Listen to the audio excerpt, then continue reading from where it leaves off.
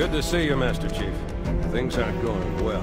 In 2001, combat evolved with a game known as Halo. In 2011, combat is remade with Halo Anniversary, which will mark the 10th anniversary of the original game's release.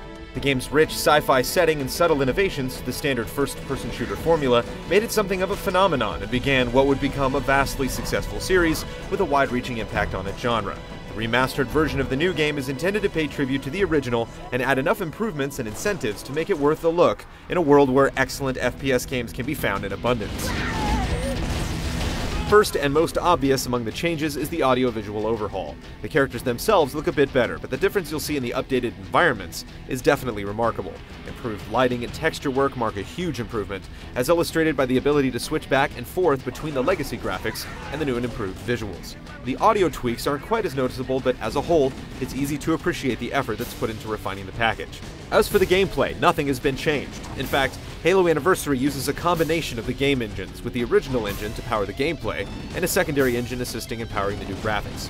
We were able to play the first few missions of the game's campaign, and while it's certainly been a while, the fight on the ring planet felt just like old times. The feel of the original weapons and vehicles, such as the Warthog, unsurprisingly retain their signature feel.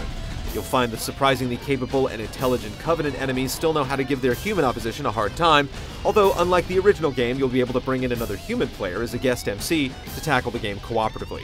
With the difficulty-modifying skulls from the series' excellent future showing up, along with 1,000 fresh achievement points to be harvested, you may find that the help will come in handy. Halo's pre-Xbox Live multiplayer experience is also returning. Will operate separately from the campaign package through Halo Reach's existing online framework, although you don't need to own Reach to access 6 well-trodden and well-loved maps, such as Hang 'em High and Headlong. Each map offers a classic variant, which should be functionally identical to the originals, and each new version is designed to take advantage of new toys, such as the jetpack. You'll also see a new firefight map lifted from the original campaign known as Installation 4, facing an onslaught of Covenant forces with friendly AI-controlled troops fighting by your side. While everything old is becoming at least somewhat new again, there are also a few genuinely original tidbits in the game in the form of discoverable terminals. Terminals allow you to play back videos that give you some insight into the game's backstory, and have some sort of connection to the story in the upcoming Halo 4.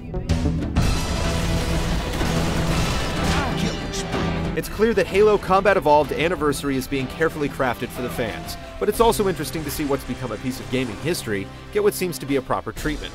Find out if the effort is worthy of being placed in a museum, or at least an Xbox 360, when GT delivers the full review in mid-November.